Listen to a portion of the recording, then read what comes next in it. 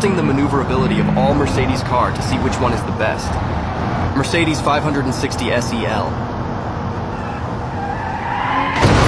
A bit too old. Mercedes GLS 63 AMG. A bit too big. Maybach S 680.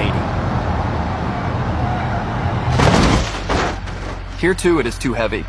Mercedes V-Class. He almost succeeded. Mercedes C63 SAMG.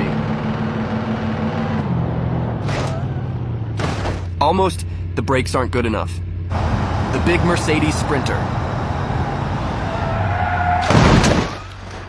Not bad for such a big van. Mercedes AMG G63 6x6. Perfect. Mercedes AMG 1. The car is glued to the ground. Which brand should I try next?